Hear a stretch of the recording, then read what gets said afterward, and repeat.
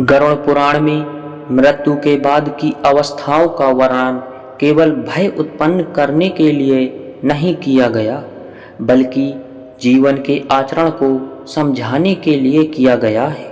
इस ग्रंथ में प्रेत योनि को उस स्थिति के रूप में बताया गया है जहां आत्मा कुछ समय तक स्थिर नहीं हो पाती, क्योंकि उसके भीतर आसक्ति, अधूरे कर्म या तीव्र मोह शेष रह जाते हैं। सनातन दृष्टि के अनुसार मनुष्य का शरीर नश्वर है, पर चेतना निरंतर यात्रा करती रहती है और मृत्यु उस यात्रा का केवल एक पड़ाव है।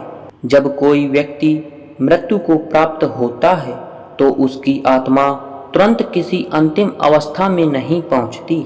उसके भीतर जो संस्कार, कर्म और मानसिक प्रवृत्तियां संचित होती हैं, वही उसकी अगली गति को निर्धारित करती हैं। गरुड़ पुराण इसलिए बार बार यह समझाने का प्रयास करता है कि मृत्यु के बाद की स्थिति केवल भाग्य से नहीं, बल्कि जीवन के आचरण से तय होती है। यदि जीवन में व्यक्ति ने अपने कर्मों, संबंधों और इच्छाओं को संतुलित रूप में जिया हो, तो उसकी चेतना मृत्यु के बाद अधिक सहजता से आगे बढ़ जाती है। पर यदि जीवन अत्यधिक मोह, क्रोध, अन्याय या स्वार्थ में बीता हो, तो वही मानसिक प्रवृत्तियां मृत्यु के बाद भी चेतना को स्थिर नहीं होने देती और इसी अस्थिरता को प्रेत अवस्था के रूप में समझाया गया है। इसलिए गरुड़ पुराण का मूल संदेश भय नहीं, बल्कि चेतना का संतुलन है। यह बताना कि मनुष्य का वर्तमान जीवन ही उसकी अगली गति की दिशा तय करता है। गरुड़ पुराण के अनुसार जिन लोगों को प्रेत योनि नहीं मिलती, उनमें सबसे पहले वे लोग बताए गए हैं जिनका जीवन धर्म, सत्य और संतुलन के साथ बीता हो। यहाँ धर्म का अर्थ किसी बाहरी पहचान या कर्म कांड से नहीं, बल्कि उस जीवन शैली से है जिसमें व्यक्ति अपने कर्मों के परिणाम को समझते हुए जीता है। जो व्यक्ति दूसरों के प्रति करुणा रखता है, अन्याय से बचता है और अपने कर्तव्यों को यथासंभव ईमानदारी से निभाता है, उसकी चेतना मृत्यु के बाद अधिक शांत रहती है। ऐसे व्यक्ति के भीतर मृत्यु के समय अत्यधिक भय या मोह नहीं रहता, क्योंकि उसने जीवन को एक स्वाभाविक प्रक्रिया की तरह स्वीकार किया होता है। इसी कारण उसकी आत्मा भटकने की स्थिति में नहीं जाती। गरुड़ पुराण यह भी कहता है कि जो लोग अपने जीवन में दान, सेवा और सदाचार का अभ्यास करते हैं, उनके भीतर अहंकार की पकड़ कम हो जाती है। जब अहंकार कम होता है तो मृत्यु के समय भी चेतना में उतना ही हल्कापन होता है और यही हल्कापन आत्मा को अगले चरण की ओर सहजता से ले जाता है। इस दृष्टि से देखा जाए तो प्रेत योनि से मुक्ति केवल किसी अनुष्ठान से नहीं, बल्कि जीवन के व्यवहार से जुड़ी हुई है।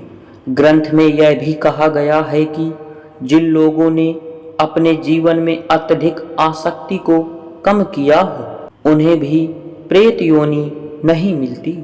आसक्ति का अर्थ केवल संपत्ति या वस्तुओं से नहीं, बल्कि उन भावनात्मक पकड़ से भी है जिनमें व्यक्ति स्वयं को पूरी तरह बांध लेता है।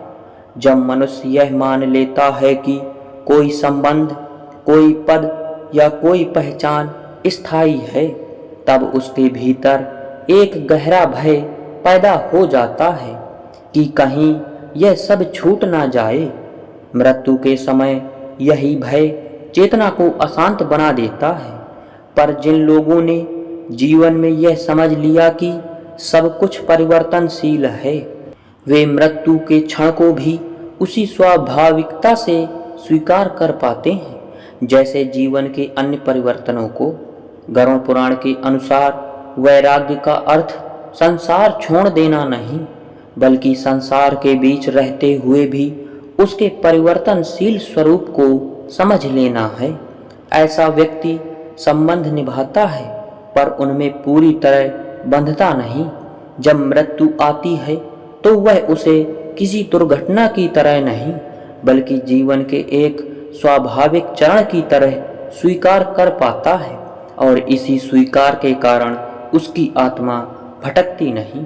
गरुड़ पुराण में यह भी उल्लेख मिलता है कि जिन लोगों की मृत्यु के समय उनकी चेतना शांत और संतुलित होती है उन्हें भी प्रेत योनि नहीं मिलती। मृत्यु का अंतिम क्षण अत्यंत महत्वपूर्ण माना गया है क्योंकि उसी समय व्यक्ति की चेतना में जो भाव प्रमुख होते हैं वही उसकी आगे की यात्रा को प्रभावित करते हैं।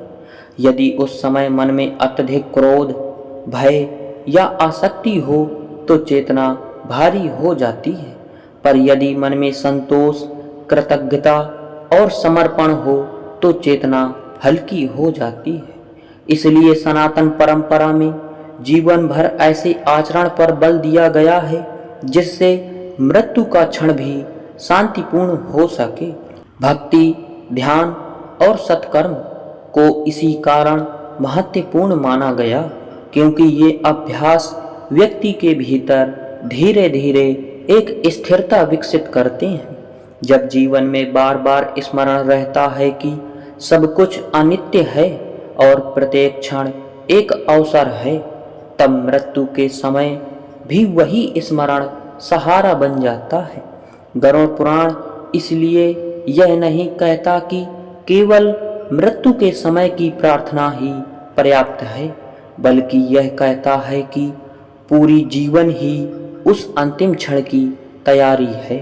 एक और महत्वपूर्ण बात यह कही गई है कि जिन लोगों के जीवन में कर्तव्य और जिम्मेदारी का संतुलन रहा हो वे भी प्रेत योनि में नहीं जाते।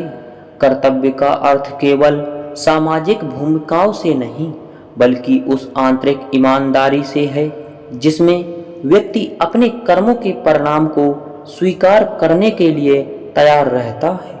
जो व्यक्ति अपने परिवार, समाज और अपने स्वयं के जीवन के प्रति जिम्मेदारी के साथ जीता है उसके भीतर मृत्यु के समय अधूरेपन की भावना कम होती है। अधूरापन ही वह भावना है जो मृत्यु के बाद चेतना को भटकने के लिए बाध्य करती है। गरुड़ पुराण के अनुसार जिसने अपने जीवन में जितना संभव हो उतना संतुलित जीवन जिया हो उसके भीतर पछतावे का भार कम होता है। यही कारण है कि सनातन परंपरा में जीवन के प्रत्येक चरण को संस्कारों से जोड़ा गया ताकि व्यक्ति धीरे धीरे जिम्मेदारी और सजगता के साथ जीना सीख सके। जब जीवन संतुलित होता है तो मृत्यु भी संतुलित हो जाती है।